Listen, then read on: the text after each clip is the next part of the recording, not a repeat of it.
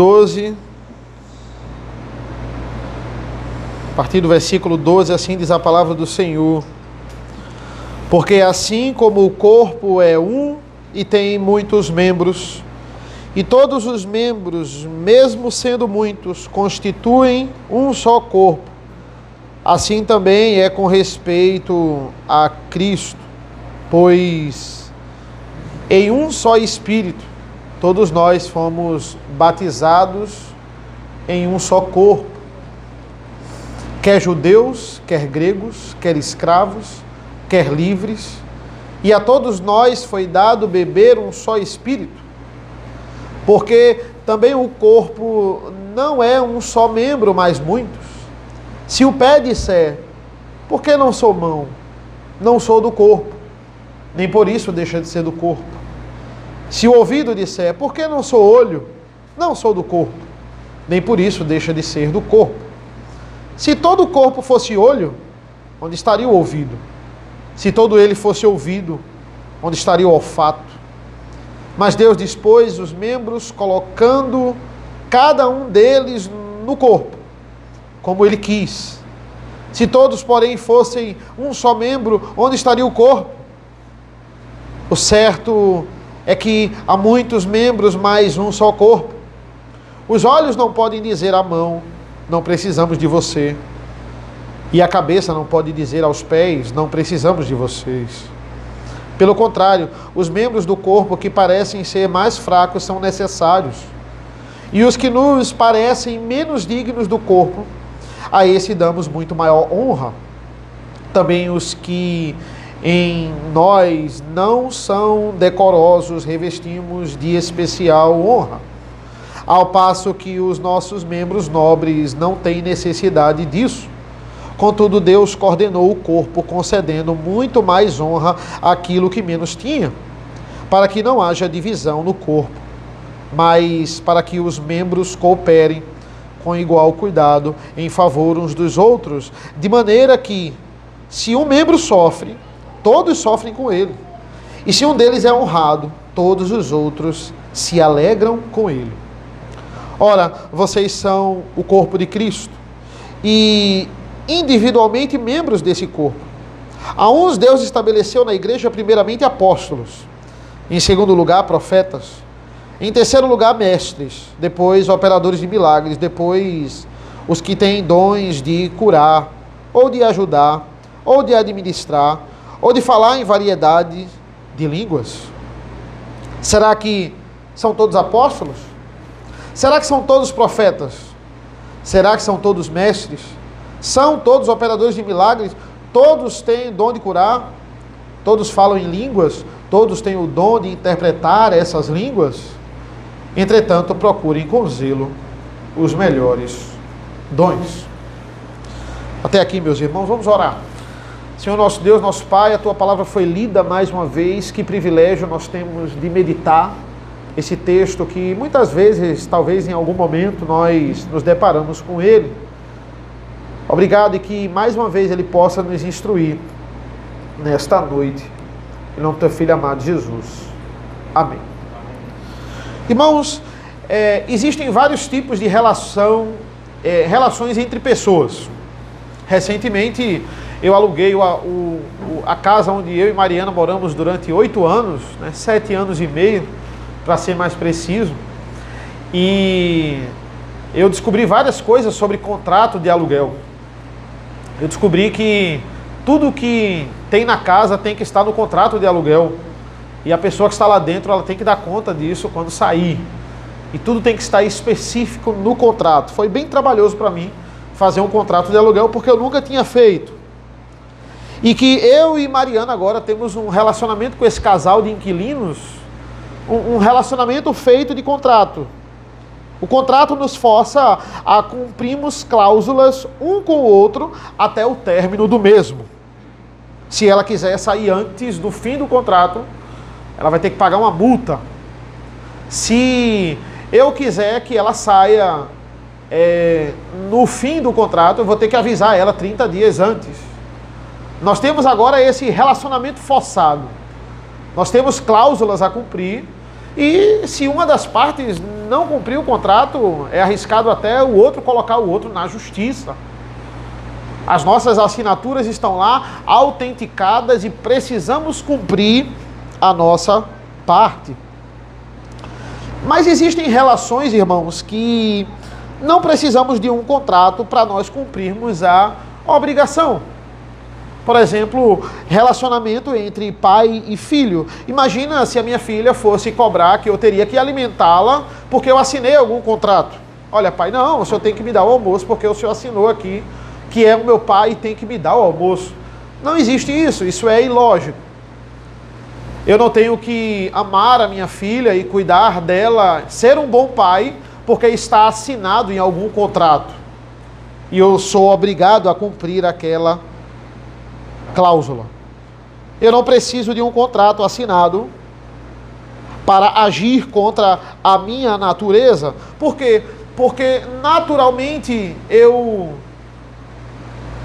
posso agir contra a minha natureza. Naturalmente, irmãos, o que eu vou ser, se eu quiser ser alguma coisa, é egoísta. Naturalmente, num relacionamento, o que eu serei pelas minhas forças, na verdade é mesquinho, é orgulhoso. O que eu realmente preciso lutar como igreja é contra essa natureza caída para glorificar a Deus. Está implícito, não precisa de um contrato, que eu preciso ser um bom pai. Está implícito que eu, como cristão, preciso ser um bom profissional no trabalho. Eu preciso ser íntegro com vocês. E vocês de igual modo comigo. Na semana passada, irmãos, nós vimos que os dons, eles são diversos. Dentro de um único corpo. A igreja do Senhor. Ele trabalhou muito sobre isso, a diversidade na unidade. E ele justamente usou a doutrina da Trindade para descrever isso. Ele diz, olha, é a Trindade que fornece a vocês o dom, e a característica da Trindade é colocada na função do dom.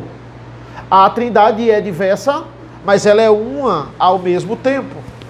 E assim vocês devem trabalhar no meio da igreja. Olha, vocês são diversos e os dons são diversos, mas vocês devem trabalhar com o único fim.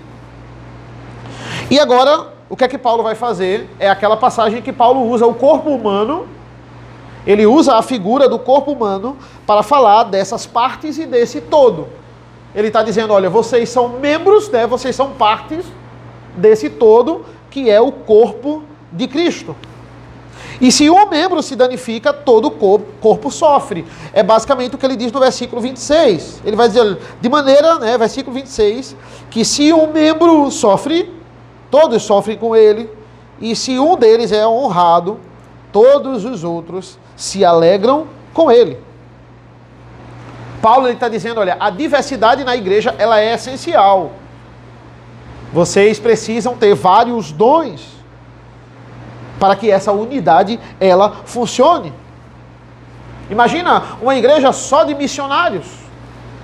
Como é que essa igreja iria funcionar? Imagine uma igreja só de apóstolos naquele contexto lá. Como é que a igreja iria funcionar? Versículo 12. Porque assim como o corpo é um, e tem muitos membros, e todos os membros, mesmo sendo muitos, constituem um só corpo, assim também é com respeito a Cristo. O que é que ele quer dizer com, olha, assim como ele está comparando diretamente, né, o corpo humano com a igreja, e ele vai no final dizer assim, olha, assim também é com respeito a Cristo. Como assim? Ele está dizendo assim, olha, assim também é o corpo de Cristo. Assim como o corpo humano. Assim é a igreja do Senhor no que se refere à dependência dos órgãos. Os órgãos dependem um do outro para que o corpo funcione completamente. Assim também é o corpo de Cristo. Nós dependemos um dos outros. E ele argumenta no versículo 13, pois em um só Espírito todos nós fomos batizados em um só corpo. Quer judeus, quer gregos, quer escravos, quer livres, e a todos nós foi dado beber de um só Espírito. A ela, a igreja, foi derramada um só Espírito. E é interessante para quem estava com problemas de divisão, nós já falamos isso várias vezes, o problema da carta de Coríntios, da igreja de Coríntios, é a divisão. Ele está dizendo, olha, vocês são um só, judeus, gregos, escravos e livres. O evangelho, irmãos, ele é muito inclusivo nisso. Deus não faz acepção de pessoas. Ele chama o rico, ele criou o rico. Ele criou aquela pessoa para ser rica, para ganhar muito dinheiro. E ela é salva. Ele chama o rico.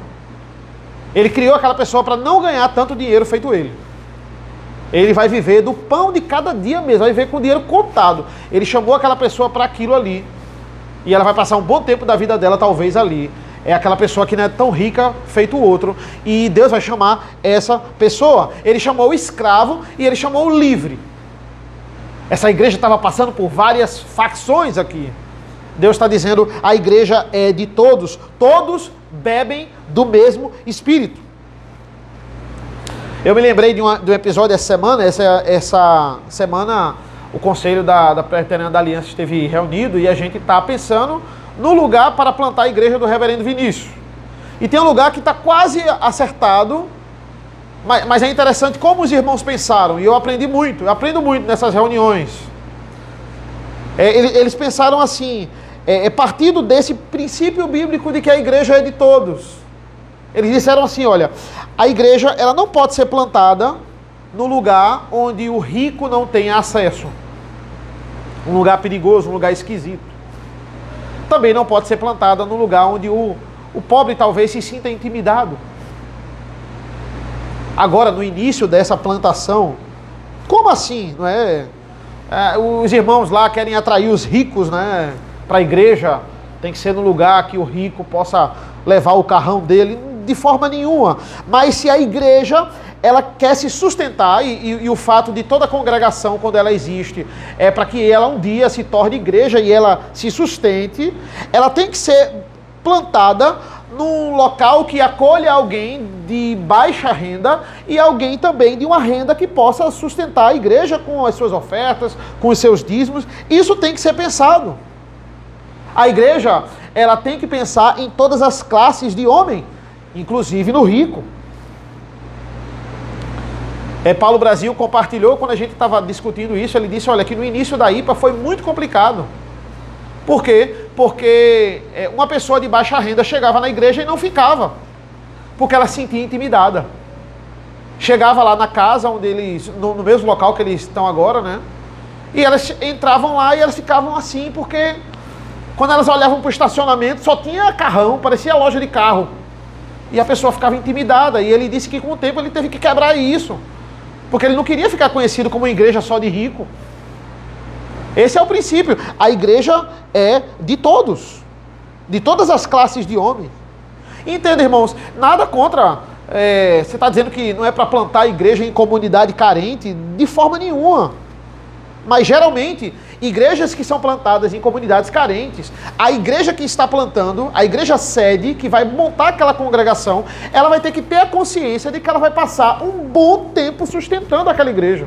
E ela tem que sustentar aquela igreja de forma integral. Ela vai ter que dar o sustento do pastor, ela vai ter que sustentar tudo ali. Por quê? Porque os irmãos ali, eles têm dificuldade financeira pesada. Eles não têm consciência do dízimo ainda, aquilo ali vai levar um tempo. Então entendeu, a gente vai passar aqui uns 9, 10 anos sustentando a igreja toda. E aí de fato é mais difícil, mas entenda, é um plano válido e é um plano que tem que ser muito bem calculado. Porque é bem mais caro plantar essas igrejas, mas entendam, não é porque é mais caro não deve existir, pelo contrário. Eu pastoreei Muribeca há 1 ano e entendo a necessidade da igreja presbiteriana e igrejas reformadas estarem nesses locais, começarem a adentrar nesses locais que é praticamente dominado por outras denominações.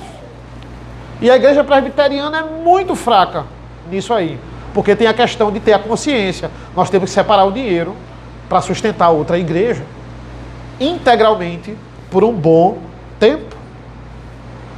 Louva a Deus pelos aqueles irmãos de Muribeca, que eles têm condições hoje de se sustentar, pelo menos como igreja. Mas é isso que Paulo está dizendo aqui no versículo 13. Ele está dizendo, olha, a igreja é de todos. Eu não posso fazer como o mundo faz. É privilegiar você pela quantidade de dízimo que você dá.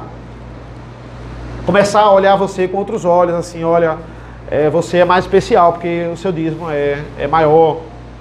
Você mais ou menos que o seu dízimo não é assim, não. A igreja é de todos. E esse é o termo aqui, esse espírito aqui, olha.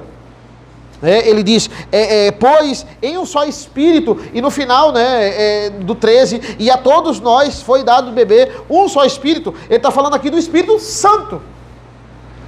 Ele não está falando aqui do espírito de união da igreja, do espírito que nós devemos demonstrar. Não, ele está falando do Espírito Santo. Todo mundo que está na igreja, além do dever de ser batizado nas águas, o que é o batismo nas águas? É o sinal externo de que você é batizado pelo Espírito Santo. Mas nem todo mundo que é batizado nas águas é batizado pelo Espírito Santo. Porque apenas o salvo assim o é. Ou seja, o que é ser batizado com o Espírito Santo é ter a habitação do Espírito Santo na sua vida. Se você é salvo, você assim o tem. O movimento pentecostal, infelizmente, ele atrela isso a falar em línguas. Eles dizem, fulano, ele foi batizado com o Espírito Santo. Então, porque ele falou em línguas. Então é isso que ele atrela. Se ele falou em línguas, se ele profetizou ali de alguma coisa e ali no meio teve a língua, e língua ali para eles é a língua dos anjos, não é nem idioma, ele de fato ele foi batizado com o Espírito Santo. Esses que falaram foram batizados, enquanto os outros ainda não foram, estão esperando. O que é que ele faz na igreja? Ele cria casta, de mais espirituais e menos espirituais. Quem falou em língua foi batizado. Quem não falou ainda precisa se santificar mais para chegar nesse nível espiritual. Eu lembro de quem me explicou isso, foi um diácono que me explicou isso. Lá na Memorial, o nome dele era Fernando, ele faleceu já. Diácono Fernando, militar, chegava bem cedinho. E eu estava voltando da programação da UPA, e eu perguntei a ele brilhantemente, ele citou esse texto aqui, e ele me explicou, e ele me explicou uma vez, eu já compreendi, assim, pelo menos a base ali, de que todos os salvos, eles são batizados, eles são batizados por Cristo, através do Espírito Santo. Mateus 3:11, João Batista nos diz assim, eu batizo vocês com água para arrependimento, mas aquele que vem depois de mim os batizará com o Espírito Santo. É isso. Quem é batizado com o Espírito Santo vive guiado pelo Espírito Santo. Essa é a base dele no início do capítulo. Veja o versículo 3 aqui do capítulo 12. Ele vai dizer assim, por isso quero que entendam que ninguém que fala pelo Espírito de Deus afirma anátema Jesus. Por outro lado, ninguém pode dizer Senhor Jesus, senão pelo Espírito Santo.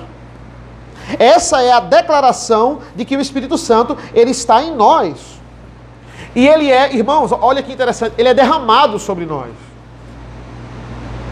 Por que vocês acham que, mesmo reconhecendo que os dois batismos são válidos, imersão e aspersão, por que vocês acham que a IPB só batiza por aspersão?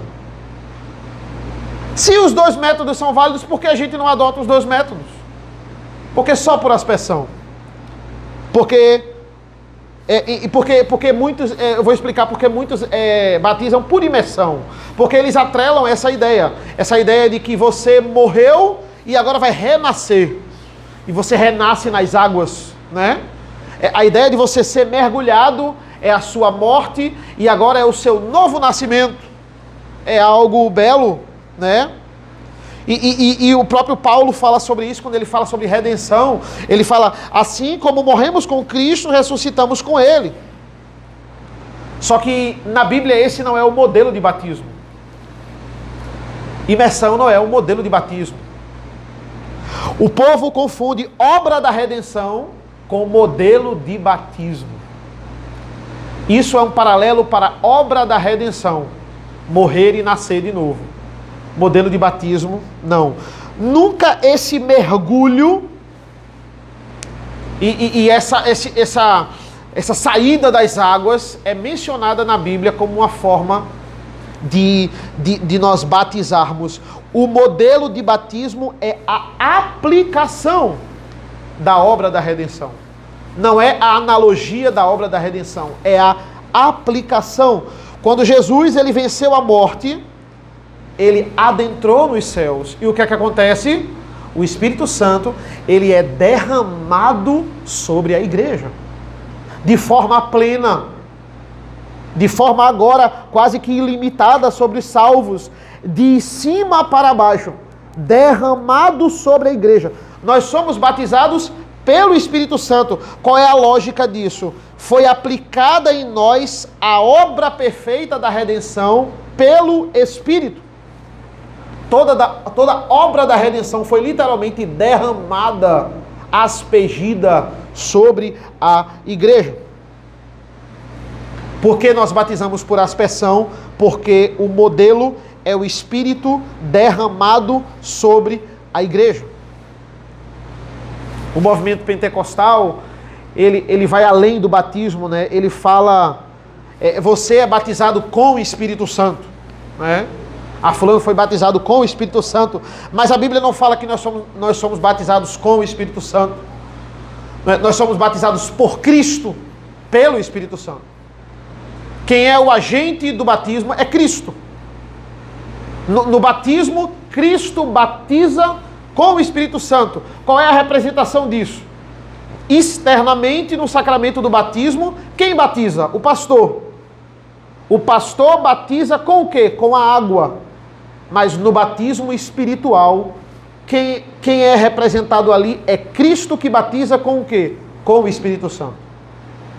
O Espírito Santo é o instrumento de Cristo para o batismo. Ele derrama o Espírito Santo. Simbolicamente, é representado pela água. A ideia é essa aqui. Então é ilógico, irmãos, o batismo com o Espírito Santo, né? Existe o batismo do Espírito Santo, e o Espírito Santo batiza com o quê? Com o próprio Espírito Santo, né? Eles pensam assim, é o batismo do Espírito Santo, não é o batismo de Cristo. O Espírito Santo batiza com o Espírito Santo, de forma alguma, não tem lógica disso. Não existe essa expressão, batismo com o Espírito Santo, ou batismo pelo Espírito Santo. Nós somos batizados por Cristo, e o instrumento é o Espírito Santo. Não importa a diferença entre nós. Livres, escravos, judeus, gentios, empresários, funcionários, pernambucanos, baianos. Essa é a gloriosa unidade. Somos membros do mesmo corpo. E aqueles que o Espírito Santo, ele não habita, eles não são membros do corpo, não tem meio termo. Olha o versículo 14. Porque também o corpo não é um só membro, mas muitos. Esses membros, eles estão ligados a pessoas que fazem parte do corpo de Cristo. Pessoas que, como diz o versículo 13, bebem do mesmo Espírito. Porque não adianta, irmãos, uma igreja cheia de pessoas, uma igreja lotada de gente que é membro só no papel, mas não é ativo na igreja.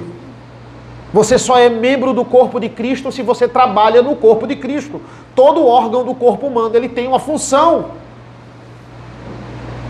E ele trabalha na sua função.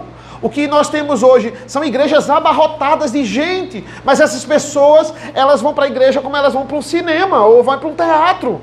Elas vão para assistir o culto, para ver a performance do louvor, não, vamos hoje porque hoje tem coral, vamos hoje porque hoje tem um jantar depois, vai ter um evento. Então, é isso. E muitos pastores, eles vão na onda dessas pessoas e eles começam a fazer eventos aqui e ali para atrair as pessoas, porque se for só um culto normal, ninguém vai. Se não tiver uma apresentação aqui e ali, se não tiver uma surpresa no final, se não tiver um vídeo, se não tiver alguma coisa, aí o pessoal não vai, porque tem que ter alguma coisa, é um show. Esse é o atrativo dessas pessoas. E o que nós temos? Elas acham que elas estão fazendo muito, indo só para a igreja, e sentadas e inertes. E as igrejas estão cheias disso.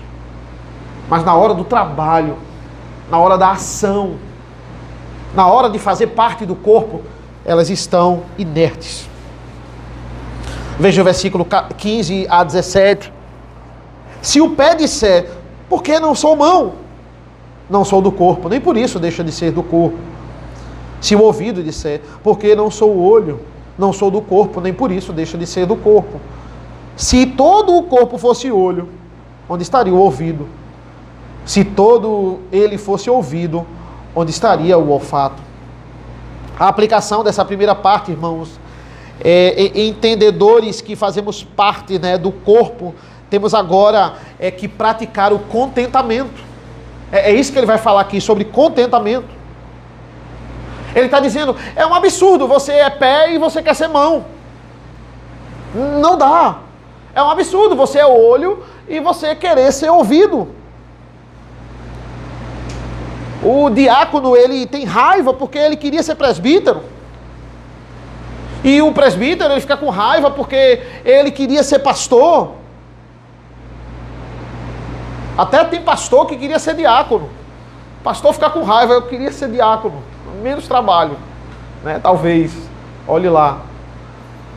Queria ser presbítero, poxa, né? Não tem que ficar preparando sermão todo domingo. Poxa, por que o senhor me fez pastor? Tem gente que reclama. E tem gente que desiste do pastorado. Desiste aí da situação. Olhar e querer ter o dom do outro quando o dom nitidamente você não tem. Qual é o dom do diaconato? É o dom da misericórdia. Muito isso é atrelado. É aquele que tem a sensibilidade de olhar para o outro de uma maneira especial, mais específica ali, e dizer, não, aquele irmão está precisando de uma atenção maior. Não são todos que têm essa visão.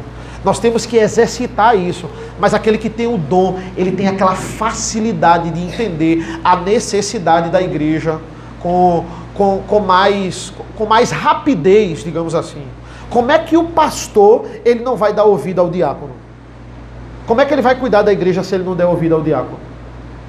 Como é que o diácono vai cuidar da igreja se ele não estiver dizendo os problemas da igreja e as necessidades da igreja que ele está vendo e o pastor talvez não está vendo? Como é que essa igreja vai funcionar? Não tem sentido.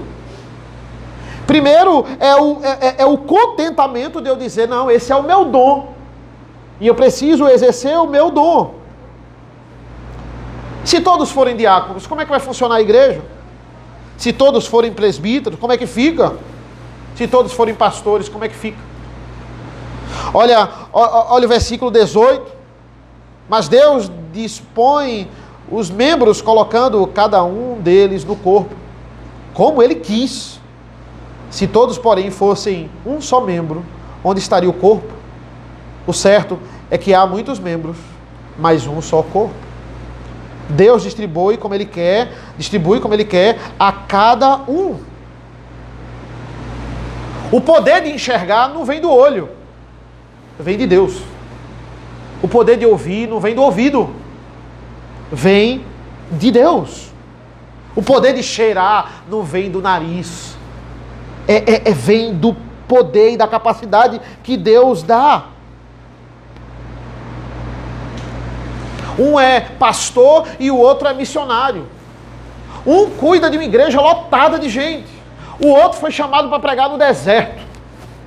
Um Deus separou para ser conhecido, para ser famoso mesmo, para as pessoas comprarem os seus livros e ele ser conhecido e ele usar essa fama para o evangelho, para passar a palavra de Deus, para que o nome de Cristo seja conhecido e não o nome dele.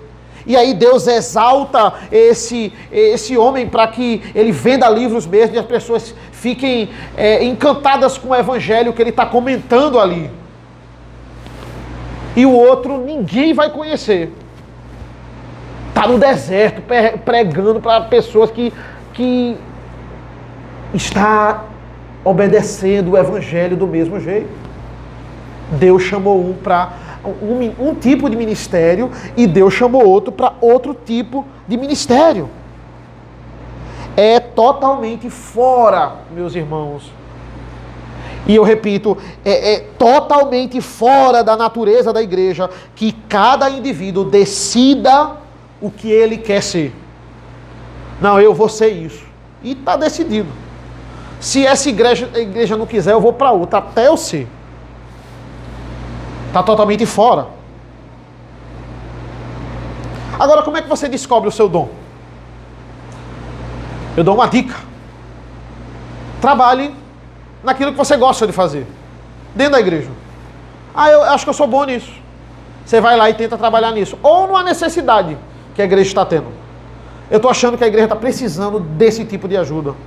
Disso aqui em específico. Eu vou falar com o pastor, eu vou falar com a mesa administrativa e eu vou começar a trabalhar nisso. E aí, irmãos, olha, naturalmente, eu garanto a vocês que você vai entendendo se você tem aptidão para aquilo ou para outra coisa. E a igreja vai confirmar, porque o dom, a igreja confirma o dom. Não é você que decide, quero ter esse dom. Mas você vai trabalhando na necessidade da igreja, ou naquilo que você é bom e você pode somar com a igreja. E Deus vai confirmando. É sempre assim. Agora, descobrir o seu dom parado, esperando o Espírito Santo soprar aqui, para você fazer especificamente, é muito mais complicado. Veja o versículo 21. Os olhos não podem dizer à mão, não precisamos de você. E a cabeça não pode dizer aos pés, não precisamos de vocês. Depois da falta de contentamento, que é condenada, ele vai falar aqui da arrogância. A arrogância tem que ser combatida. Eu não posso achar que eu não preciso de ninguém. Do mesmo jeito que você não pode estar querendo o dom do outro, você não pode olhar para o seu dom e dizer, só ele basta na igreja. Não preciso mais de nenhum membro, de forma nenhuma. Nunca eu vou ser autossuficiente na igreja. E também jamais eu vou ser insubstituível. Porque o trabalho não é meu, o trabalho é do Senhor. Versículos 22 a 24. Pelo contrário, os membros do corpo que parecem ser mais fracos são necessários. E os que nos parecem menos dignos no corpo, a eles damos maior honra. Também os que em nós não são decorosos, revestimos de especial honra.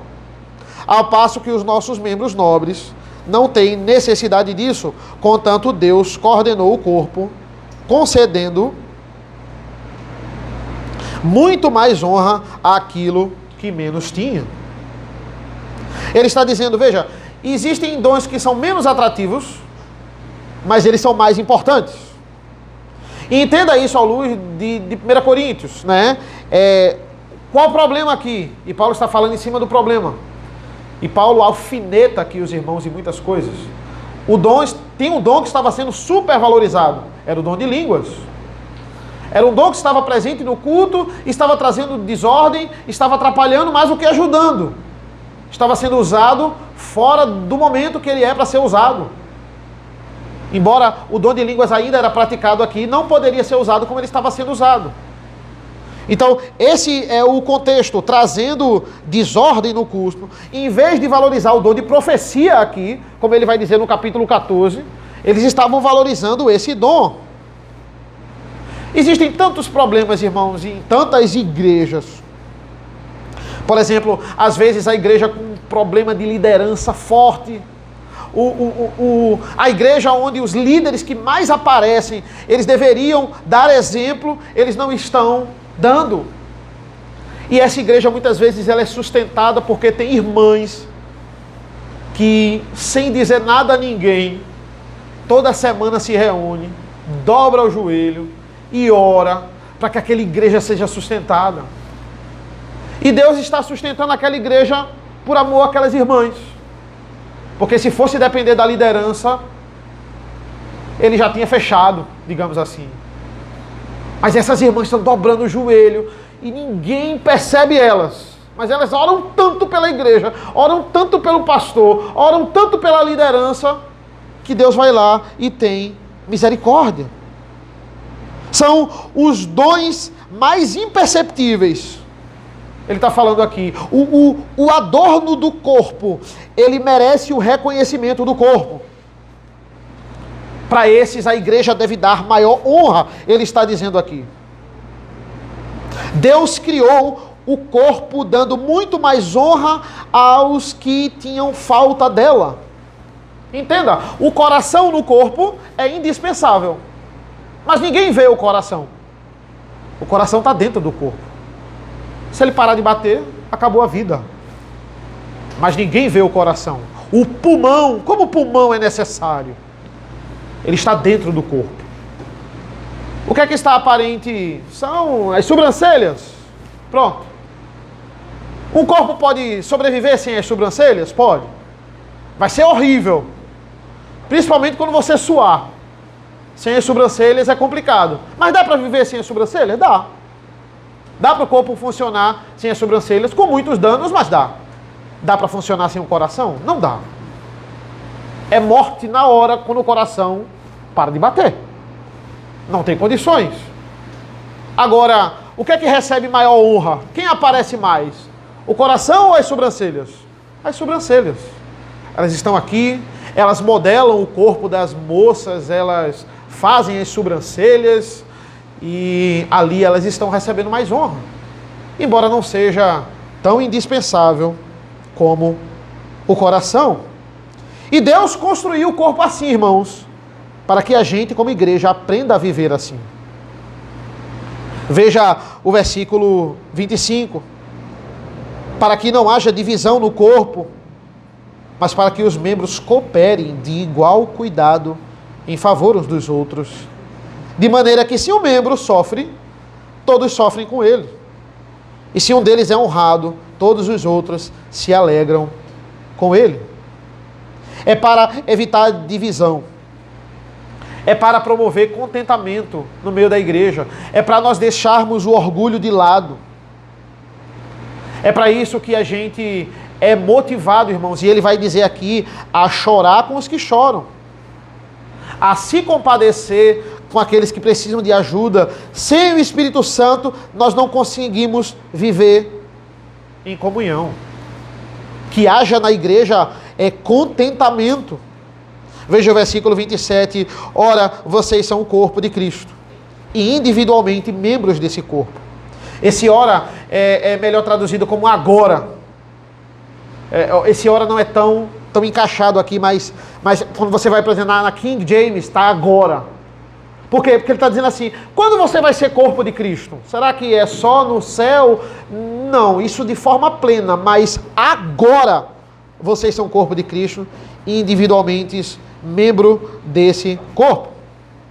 Você já é corpo de Cristo, mas diversos em dons. Irmãos, parece tão óbvio o versículo 26, não é? É claro que nós temos que chorar com os que choram, né? Essa é a nossa obrigação como cristãos. É claro que nós temos que ficar alegre com os que têm conquistas. Isso é bíblico e é isso, mas entenda, não é simples. Chorar com os que choram é agir contra a sua natureza. É agir contra a minha natureza. Se alegrar com os que se alegram é agir contra a minha natureza caída, porque a nossa natureza faz a gente se alegrar com quem sofre e faz a gente ter inveja com quem está bem, com quem teve alguma conquista. Isso é o natural. É isso que a nossa natureza pecaminosa faz. É contra isso que eu tenho que lutar na igreja. Eu tenho que lutar contra mim mesmo. Eu sou um dos inimigos da igreja. O meu eu pecaminoso, a minha natureza é uma das inimigas da igreja. Eu tenho que vibrar quando o outro conquista algo, como se fosse uma conquista minha. Isso é difícil de fazer. Não ache que é fácil. Na prática não é fácil. Eu tenho que sofrer junto com o outro quando ele está sofrendo e não dizer, ainda bem que não é comigo. primeira coisa que a gente faz, ainda bem que é ele que está passando. Agir contra a natureza é sofrer junto com ele. E entendam a linguagem de Paulo aqui, irmãos. Paulo, ele não... Veja, a linguagem dele é fantástica. Ele não está dizendo assim, ó, a igreja deve fazer isso. A igreja deve agir assim. A igreja deve se comportar assim. Não, ele está falando como o corpo se comporta. A linguagem dele é, a igreja é assim. A igreja de Deus age assim. A igreja de Deus, movida pelo Espírito Santo, ela sofre com os que choram e ela se alegra com os que se alegram. Porque a igreja de Deus é guiada pelo Espírito Santo. E esse agir do Espírito Santo, ele não falha. Se você não está se comportando assim, tem algum problema com você e não com a igreja de Deus. A igreja é assim. Se você está destoando disso, pare, volte e haja como membro da igreja de Deus. Aí o problema vai ser com você. Essa é a linguagem dele. Ele não está dizendo assim, tomara, eu queria que a igreja fosse assim. Eu queria que a igreja guiada pelo Espírito Santo se comportasse assim. Não, a igreja guiada pelo Espírito Santo faz isso. Se você não está fazendo, volte para o trilho. Volte para o caminho. A igreja, ela promove união.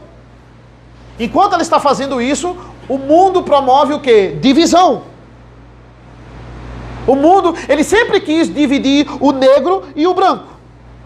A sociedade, ela sempre está armando guerras. Deus não criou o branco para brigar com o negro. Deus não criou o branco para se achar superior ao negro. E Deus quer que existam negros e brancos, porque Ele os fez diferentes. Deus trabalha nas diferenças. Ele faz propositalmente alguém ganhar muito dinheiro e alguém só ganhar o sustento dele. E trabalhar e ganhar exatamente aquilo ali, contado, enquanto uns têm abundância. Deus fez isso propositalmente. O que é que o marxismo chega pra gente e diz assim? Isso é um erro histórico. O marxismo, você já parte do pressuposto de que isso está errado. Era para todo mundo ficar igual. Isso aí é porque existe a exploração e não é para ser assim, é para todo mundo ser igual. Deus não criou todo mundo igual. Ele criou negro, ele criou branco, ele criou rico, ele criou pobre, ele criou o homem e ele criou a mulher. E ele não fez essas diferenças para um ser inimigo do outro, para o branco se achar superior e escravizar o negro. Para o homem, já que eu sou forte, eu vou bater na minha mulher, eu não vou protegê-la. Eu vou dominar sobre ela porque eu tenho mais força do que ela. A sociedade, ela busca a divisão. A igreja, ela busca a união. Deus não criou o rico para ele se dividir do pobre e o pobre ir contra ele porque ele é pobre e o outro é rico. Deus criou o rico e o pobre para eles conviverem na igreja do Senhor. E se o rico tem abundância, ele ajudar o pobre e ele ajudar a igreja do Senhor. Saber e ter a responsabilidade de administrar os seus bens. A Bíblia fala do rico ajudar o pobre.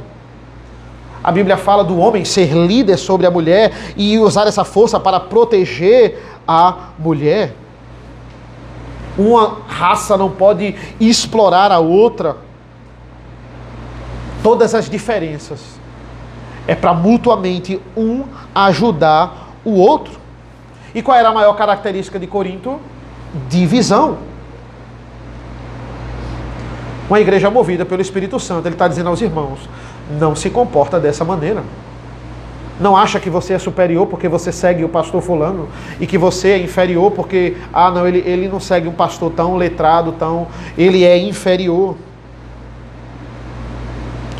Na época da pandemia, muitas pessoas viram o quão um membro que não era tão visto como o pulmão, como ele foi valorizado na pandemia, não foi? Você ia para o hospital antes da pandemia, botavam aquilo para medir a oxigenação no seu dedo, você nem ligava, né? Ele via o número aqui, anotava lá e você não estava nem aí. Depois da pandemia, a gente ficou vibrado naquele número ali. Se descesse, era um problema. Como você se interessou pelo pulmão? Olha como um pulmão saudável fez falta.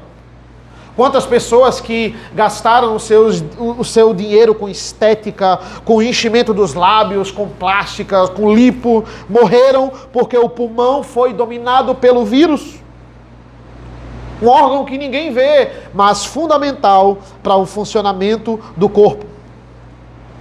Não adianta, irmãos, a nossa igreja futuramente, ela ser tão bonita, ela ser tão glamurosa, a gente sair daqui e ir para um lugar bem localizado, confortável, grande, esteticamente bonito, mas o pulmão não está funcionando, o coração não está batendo direito, essa igreja não pregar a palavra de Deus, essa igreja não valorizar a exposição das Escrituras, uma igreja tão linda, tão bela, toda dividida, cheia de castas, grupinhos, ninguém se une, ninguém faz nada juntos. Não adianta uma igreja tão aparentemente bonita, com problema no pulmão, com problema no coração.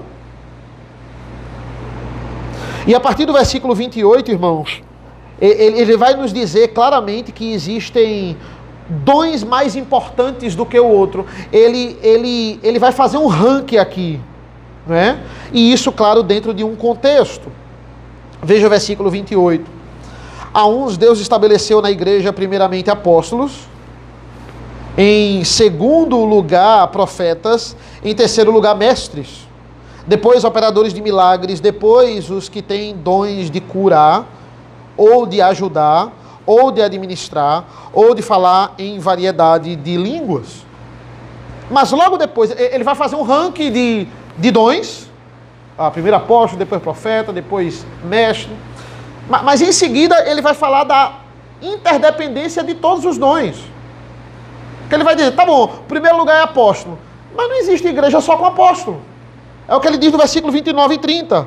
Será que todos são apóstolos? Será que todos são profetas? Será que todos são mestres? São todos operadores de milagres?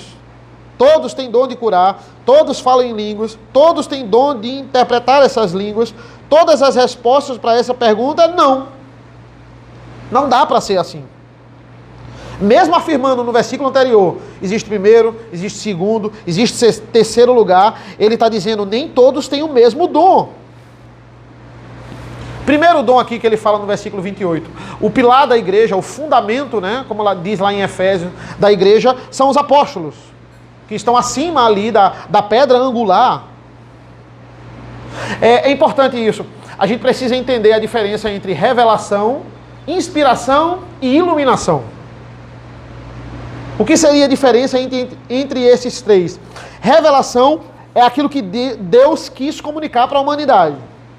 São os ensinamentos de Deus, são os mandamentos de Deus, é aquilo que ele quis revelar. O que seria inspiração? É o que do revelado foi escrito, sem erros, nós acreditamos, sem falhas. De tudo que foi revelado, o que foi inspirado, o que foi escrito para comunicar à igreja do Senhor, do que foi revelado é a inspiração. Ou seja, muita coisa foi revelada, mas nem tudo foi revelado e escrito. Muita coisa foi revelada, talvez mais do que foi escrito, mas nem tudo foi escrito. Exemplo prático disso, João 21, 25. João vai dizer assim, no final do livro, há, porém, ainda muitas outras coisas que Jesus fez. Se todas elas fossem relatadas uma por uma, penso que nem no mundo inteiro caberiam livros que seriam escritos. Ou seja, o que é que João está dizendo? Ele está distinguindo revelação de inspiração. Teve muito milagre que Cristo fez. Teve muito ensinamento que Cristo disse. E se Cristo falou, é revelação, tá? Não é uma coisa que talvez seja verdade ou não. É verdade o que Cristo falou, o que Cristo ensinou, o que ele fez. Mas nem tudo que foi revelado foi escrito. O que é inspiração? É o registro sem falha. Então, acreditamos que o que foi inspirado, que foi escrito sem falhas, é suficiente para nós. O que foi escrito é suficiente para sustentar a igreja do Senhor. E nós somos apenas iluminados. Nós fomos iluminados do que foi inspirado, do que foi escrito sem nenhum erro, sem nenhuma falha. Quem são os apóstolos? São aqueles que receberam a revelação. Irmãos, os apóstolos estão acima de mim. Eu aqui talvez seria o terceiro lugar aqui, dom de mestre. Ensinar, tudo bem. Mas sem o dom dos apóstolos, eu não conseguiria executar o meu dom. Ou seja, os apóstolos são superiores aqui. São mais urgentes para a igreja do que eu. Porque eu só sou iluminado. Eu só explico o texto. Mas para eu explicar, alguém tem que escrever. Alguém tem que receber a revelação, ser inspirado, escrever sem erro nenhum, para eu chegar para vocês, ler, ser iluminado e explicar. E ter o dom de explicar. Porque tem gente que é iluminado e entende para si, mas não consegue passar. O dom é justamente isso, eu consigo passar. Eu tenho essa facilidade, digamos assim. Eu preciso dos apóstolos para fazer o meu trabalho. Sem os apóstolos, eu não faço. Por isso que ele faz um ranking aqui. Olha, os profetas também, eles receberam a revelação, muitos escreveram a palavra de Deus. O pilar aqui são os apóstolos, depois os profetas, e aí ele vai continuando esse ranking aqui, né? Ele vai falar dos mestres. Os mestres, eles recebem o bom ensino e eles passam, eles sabem ensinar. Depois, quarto lugar, operadores de milagres. Pessoas capacitadas, nesse contexto aqui de Corinto, para operar milagres. Dons de cura, pessoas que curavam enfermidades. Sexto lugar, homens sensíveis a ajudar quem precisava de um amparo específico, né? Crisóstomo vai dizer, esse é o dom que o diácono tem que ter. É o dom de misericórdia aqui. Sétimo lugar, governo. Enquanto o pastor, ele está na modalidade ali do mestre, né, da docência, o presbítero é aquele regente, que ele precisa desse dom aqui, é o dom da administração aqui, o dom do governo, para levar a igreja. E é interessante, por último, oitavo lugar, Paulo fala assim, variedade de línguas. E não é à toa que esse dom está em último lugar. O dom que era mais valorizado, acima do dom de mestre, se brincar, acima do dom de apóstolo aqui, do apostolado. O que é que o apóstolo tinha que ter? Qual era o dom que ele tinha? Ele tinha o dom da revelação, ele tinha o dom da inspiração, e ele tinha o dom da infalibilidade. Esse era um dom específico do apóstolo. O que ele escreve não tem erro. Aquilo que ele escreve sobre a revelação não tem erro. É o dom da infalibilidade. Impossível ele errar o que ele escreveu. Nós acreditamos nisso para crer na Escritura. Eu não tenho esse dom. Eu não tenho. O meu esboço aqui pode ter várias falhas. Não, é impossível. Eduardo vai escrever o esboço, não tem falhas. Não tem o dom da infalibilidade. Então essa é a ideia aqui. Em Timóteo, a gente lê, olha, o presbítero, ele tem que ser apto para ensinar. Veja, é interessante, cada ofício, ele tem que ter a necessidade desse dom. Ele tem que vir com um dom. A igreja não pode votar no oficial em que ela não veja o dom da pessoa. A igreja não pode votar num candidato a diácono se ele não tiver o dom da misericórdia. A igreja não pode votar num candidato a presbítero se ele não tiver o dom da administração. Se ele não for apto para ensinar. Se ele não administrar bem a sua casa. Timóteo faz justamente isso. Ele vincula o dom ao ofício. Não tem... a igreja pode votar. A igreja tem essa liberação para votar. E muitas igrejas votam em pessoas porque ela é legal. Porque ela é meu amigo. Porque, rapaz, eu vejo ela fazendo tanta coisa, mas vamos pesquisar. Ela, de fato, tem o dom para aquilo. Cabe a nós essa responsabilidade. Deus colocou a nós. Veja como isso nunca está desvinculado o ofício ao dom, assim como o olho foi feito para ver. Essa é a comparação com o corpo. Eu não posso aqui pedir para o ouvido ver. essa não é a função dele. E nós precisamos entender também que existem ofícios aqui que não são mais usados. Ofícios e dons, por exemplo, ninguém hoje tem mais o dom da infalibilidade. Ninguém hoje tem mais o dom da inspiração. Nós acreditamos nisso. Ninguém mais hoje tem o ofício do apóstolo. De forma alguma. Se alguém tem o dom da inspiração, a Bíblia não é suficiente. Tem coisa a ser revelada e escrita que não está na palavra de Deus. É interessante porque lá na época de Atos, existia um ofício específico, que era o ofício de evangelista. E muitas pessoas usam, né? Ele é pastor evangelista. Eu não sei qual é a diferença, né? Qual é o ofício ali que ele é pastor e esse é pastor evangelista. O que era o evangelista em Atos, irmãos? Era aquela pessoa que ela tinha alguns atributos que os apóstolos tinham, como batizar, como pregar, como administrar a igreja, levar a igreja, né, liderar a igreja, mas ele não era apóstolo. Ele não tinha convivido com Cristo, ele não tinha ali a infalibilidade, né? A ideia é essa, ele não era um apóstolo, né? Mas ele, já que ele não era um apóstolo, mas ele cumpria algumas funções de apóstolo, então ele era diferenciado ali como evangelista. Para não chamar de apóstolo, porque ele não é apóstolo, ele era chamado de evangelista. Qual é a finalidade de alguém ser chamado de evangelista hoje? Hoje, a pessoa que é evangelista é aquele pastor, talvez, ou aquele missionário que plantou uma igreja. Então ele é evangelista. Sendo assim, eu e Rodrigo somos evangelistas. Somos pastores evangelistas, né? Não, hoje em dia esse ofício ele perdeu a finalidade, porque a finalidade dele era diferenciar você do apóstolo.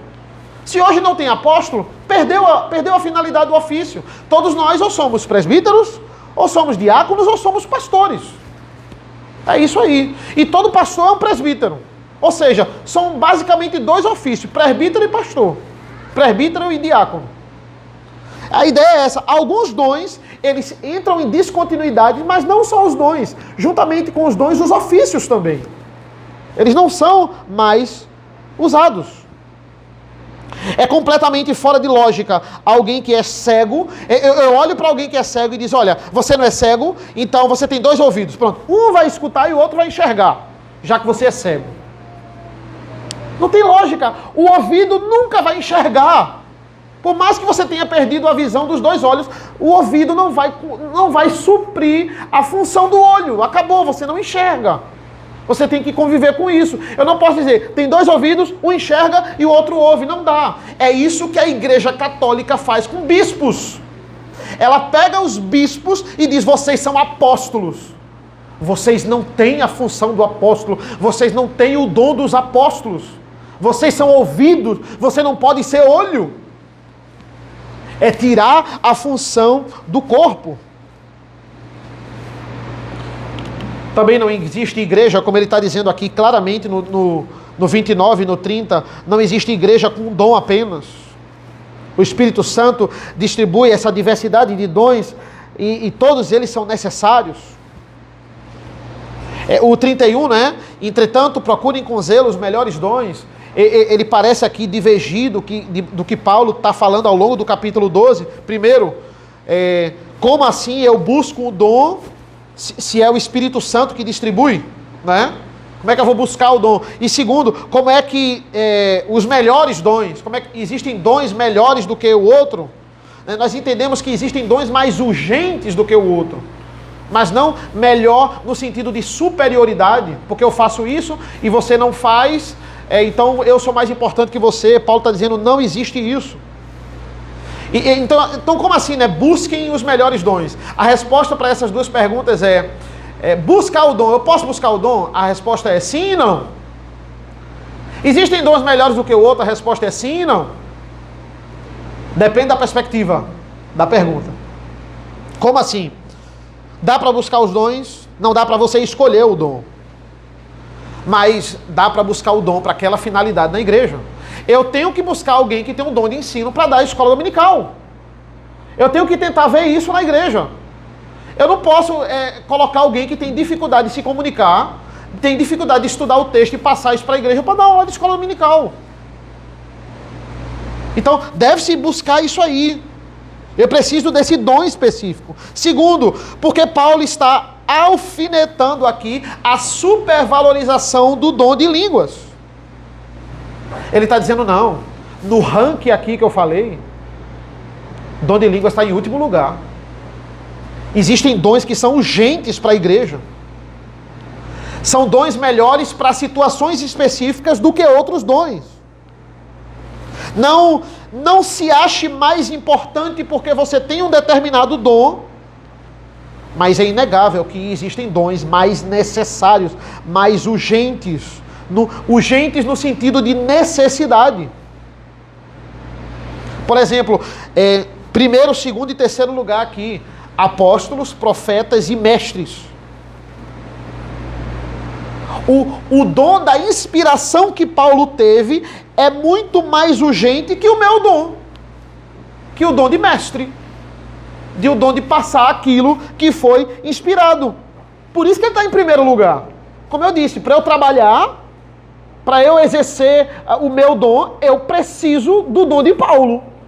Eu preciso que ele receba a revelação e ele escreva aqui. Sem a inspiração dele, não dava para eu pregar. Por isso que eu estou em terceiro lugar. Eu não estou em primeiro. É a urgência da igreja. Assim como hoje, não adianta ter uma igreja cheia de dons de misericórdia, se não tem ninguém que pregue. Se não tem ninguém que esmiúce a palavra para a igreja. Coríntios era isso. Era muitos dons de línguas, de forma totalmente desordenada, sem instrução. Resultado, caos no culto. Caos no culto. É o que culmina aqui no final desse ponto sobre culto, no capítulo 14. Ou seja, irmãos, todos os dons são importantes e necessários. Mas existem dons que são pilares. Existem dons que são mais urgentes. É claro que, obviamente, no versículo 31, ele está falando aqui sobre culto, não é? O culto fiel é o coração da igreja. Mas, eu digo mais, é a alma da igreja. É o culto fiel. Nada mais pode ser, nada é mais urgente na igreja do que um culto fiel. E ele vai falar sobre isso. É por isso que no capítulo 13, ele dá uma pausa. É uma pausa aqui. A linha de raciocínio dele está totalmente conectada aqui, o último versículo do 12, com o primeiro do 14, mas a pausa é para dizer, olha, tudo isso tem que ser realizado com o fruto do Espírito do amor. Dom com soberba, dom se achando melhor do que o outro, dom com orgulho, dom se achando autossuficiente, é praticar o dom sem amor. Vocês precisam do amor. Por isso que ele vai falar do amor no capítulo 13. E nós vamos falar sobre ele na próxima semana. Então, como eu disse no começo, irmãos, eu não preciso assinar um contrato para amar a minha filha, para saber que eu devo criar a minha filha. É natural que eu, como um pai, crie a minha filha e ame a minha filha, do mesmo jeito que é natural uma igreja guiada pelo Espírito Santo ela agir com amor e não com orgulho. O clamor de Paulo aqui é: voltem para o trilho. Essa igreja, ela tem que ser guiada pelo Espírito Santo. É assim que uma igreja guiada pelo Espírito Santo age. E que possamos ser uma igreja que busca agradar a Deus, direcionando os melhores dons para os melhores momentos. Amém? Vamos orar. Senhor nosso Deus, nosso Pai, nós te agradecemos pela leitura da Tua palavra.